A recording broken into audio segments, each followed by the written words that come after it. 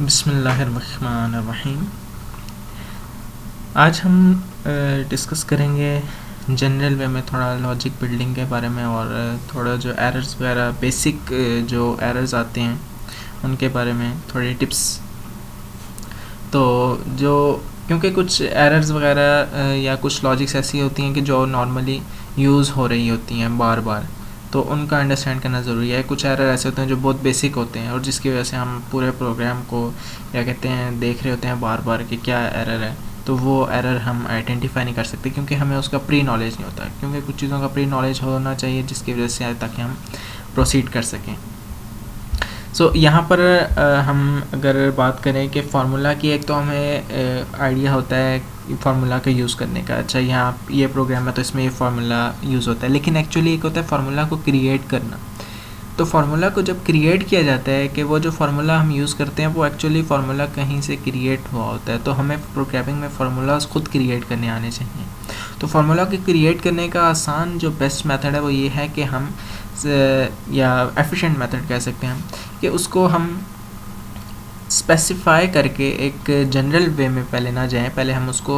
Specify करके precise करके हम उसको यूज़ करें कि किसी एक पर्टिकुलर एक दो एग्जांपल्स के लिए, और फिर हम उनमें देखें कि किस तरह से हम इसको फार्मूला में इम्प्लीमेंट कर सकते हैं। तो उसका यही तरीका है कि हम एग्जांपल्स के थ्रू हम इम्प्लीमेंट कर सकते हैं। सपोज़ हम यहाँ पर स्टार्ट करते हैं कि फैक्टोरियल से। अगर हम फैक्टोरियल की बात करें तो हमें सबसे पहले फैक्टोरियल का पता होना चाहिए कि फैक्टोरियल एक्चुअल में है क्या। ठीक है, तो यहाँ पर जिस तरह से एक एग्जांपल हमने ली कि 5 का फैक्टोरियल,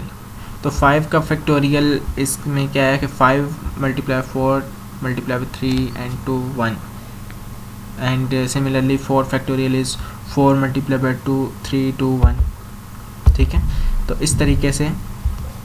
अगर हम जनरल वे में अब यहाँ पर जाएँ तो वो क्या होता है कि n मल्टीप्लाई होता है n-1 से n-2 से and then up to 3 2 and 1। अब हमें इसमें देख सकते हैं क्लियर है कि हमें यहाँ पर प्रोडक्ट की बात की जा रही है। जब भी प्रोडक्ट की बात की जाए तो एक बात को माइंड में होना चाहिए कि हमें प्रोडक्ट की जब बात हो तो एक वेरिएबल 1 से इनिशियलाइज होता है। क्योंकि प्रोडक्ट में 1 से इनिशियलाइज़ करना इसलिए ज़रूरी है कि जब भी हम फर्स्ट टाइम, हमें कभी एग्जांपल्स देखेंगे, जब भी हम फर्स्ट टाइम यूज़ कर रहे होते हैं, अगर हम 1 कंपाइलर उसको एग्जीक्यूट करे और हमें डिक्लेरेशन ना की गई हो 1 से, तो कंपाइलर को वैल्यू ही नहीं होती उस वेरिएबल में, जिसकी वजह से आंसर्स हमारे रिक्वायर्ड नहीं आते। समटाइम्स क्या होता है कि वो जो भी वैल्यू गार्बेज वैल्यू होती है वो यूज़ कर दी जाती है, जिससे जो कि एफिशिएंट नहीं रहती हमारे लिए, ज़ाहिर है करेक्ट रिजल्ट्स नहीं आते। यहाँ पर जिस तरह से इस फैक्टोरियल का ये फार्मूला है कि f = f × I, तो यहाँ पर 1 से इनिशियलाइज़ करना ज़रूरी है क्योंकि जब फर्स्ट टाइम यहाँ पर लूप चलेगा, जब लूप चलेगा तो f की वैल्यू 1, तो i तो n से इनिशियलाइज़ है, तो i की वैल्यू तो सपोज़ अगर i 5 हमने नंबर लिया तो फर्स्ट टाइम i की वैल्यू तो 5 है, लेकिन f के पास कोई वैल्यू नहीं है अगर हम 1 से इनिशियलाइज़ नहीं करते। तो इसकी वजह से हमें 1 से इनिशियलाइज़ करना ज़रूरी है। और इसी तरह के इनिशियलाइज़ तो कर दिए, लेकिन 1 से इनिशियलाइज़ करना क्यों ज़रूरी है, उसकी रीज़न ये है कि प्रोडक्ट में जब भी 1 से मल्टीप्लाई किया जाता है किसी नंबर को तो कोई इफेक्ट नहीं आता। तो हमारा पर्पज़ ये है कि इफेक्ट भी ना आए और हमारा प्रोग्राम भी सक्सेसफुली रन हो जाए। सिमिलरली जब भी सम की बात की जाती है तो सम में 0 इफेक्ट नहीं करता, तो हमें 0 से इनिशियलाइज़ करना उसको ज़रूरी है। ठीक है, तो ये माइंड में रहना चाहिए कि जब भी किसी सीरीज़ का प्रोडक्ट की बात की जा रही हो, ये भी एक्चुअली एक तरह से सीरीज़ है, तो प्रोडक्ट की बात की जा रही है तो उसमें एक तो ये है कि राइट और लेफ़्ट दोनों तरफ वेरिएबल आए, और दूसरा ये है कि उसमें जो राइट लेफ़्ट पर वेरिएबल आ रहा है उसको 1 से इनिशियलाइज़ होना ज़रूरी है in case of product, and in case of sum it must be initialised with 0। और इसी तरह से यहाँ पर हम इसको सम प्लस = I भी लिख सकते हैं। It is similar to sum = sum plus I। ठीक है, तो यहाँ पर भी क्या है कि राइट लेफ़्ट दोनों पर वेरिएबल है। ये अरिथमेटिक असाइनमेंट ऑपरेटर है। अब यहाँ पर हमें जो फार्मूला की क्रिएशन की बात मैं कर रहा था वो इस तरह से अब इसको क्रिएट किया जाएगा कि हर नंबर अपने से जो छोटा नंबर है उससे मल्टीप्लाई होता है, और जो भी रिज़ल्ट है आता है, जैसे 5 मल्टीप्लाई होता है 4 से और रिज़ल्ट आता है 20, तो देन 20 मल्टीप्लाई होता है 4 से 1 लेस से। ठीक है, तो इस तरह से जब भी प्रोडक्ट की बात आई है तो हमें उसको कोई भी एक फार्मूला, हमें कोई भी वेरिएबल रख सकते हैं, लेकिन याद रहे कि राइट लेफ्ट पर सेम वेरिएबल होना चाहिए और उसके साथ कोई मल्टीप्लाई होना चाहिए एक और वेरिएबल, या जितना भी हमें रिक्वायर्ड है। तो इसके मुताबिक हमारा क्या है कि 5 मल्टीप्लाई हो रहा है 4 से। तो जब हमें फार्मूला बनाया कि 5 is equal to f into I, तो यहाँ पर फर्स्ट टाइम f की वैल्यू 1 है और 1 मल्टीप्लाई हो जाएगा 5 से। अगर i की हम 5 इनपुट करते हैं तो i इज इक्वल टू 5 हो जाएगा, तो f is equal to 1 into 5। अब f में वैल्यू अपडेट हो गई है और क्या आ गई है, 5 आ गई है। अब नेक्स्ट टाइम क्या होगा कि 5 मल्टीप्लाई होगा, f में वैल्यू अपडेटेड है 5, तो 5 मल्टीप्लाई होगा, i डिक्रीमेंट हो गया, पहले 5 था अब 4 हो गया, तो मल्टीप्लाई हो गया 4 से, ठीक है। और इसी तरह जो रिज़ल्ट है 5 4 20, नेक्स्ट टाइम यहाँ पर f में इधर 20 मल्टीप्लाई होगा किससे, i का एक और डिक्रीमेंट हो जाएगा, तो वो क्या हो जाएगा 3, तो 23 are 60। Similarly in case of sum में भी यही होता है कि 5 प्लस हो रहा है 4 से, ठीक है। तो फर्स्ट टाइम सम में 0 होगा और नेक्स्ट टाइम जब हम इनिशियलाइज़ करेंगे, उसको स्टार्ट करेंगे, तो हमें उसको हर जिस तरह इसमें डिक्रीमेंट हो रहा है तो नेक्स्ट टर्म में ऐड किया जा रहा है। जब भी सीरीज़ का इस तरह की से एडिशन होती है तो simple formula sum is equal to sum plus I. Variables के नाम हम कोई भी रख सकते हैं, लेकिन नॉर्मली हम वो रखते हैं कि जो हमारे लिए सही हो, एक क्लियर हो, क्योंकि रीडेबिलिटी ज़रूरी है कि अगर आपका प्रोग्राम कोई और रीड करना चाहता है तो उसको उन वेरिएबल से रीड करना आना चाहिए, ताकि वो आपसे कम उसके बारे में एक्सप्लेनेशन मांगे। और यहाँ पर समटाइम्स कन्फ्यूजन ये होती है कि वेरिएबल के नाम क्या रखे जाए, so that's not a big issue, लेकिन नॉर्मली वेरिएबल के नाम वो रखे जाते हैं जो उससे क्लोज़र होते हैं, ठीक है।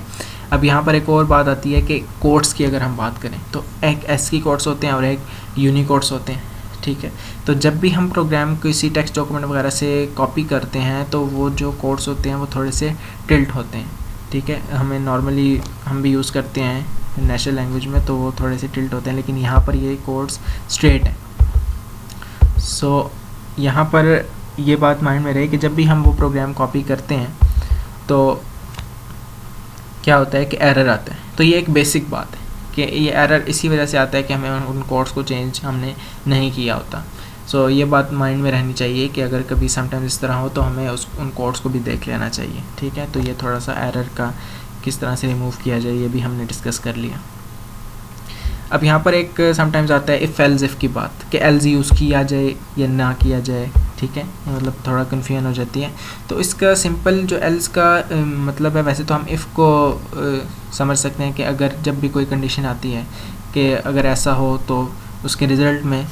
हमें क्या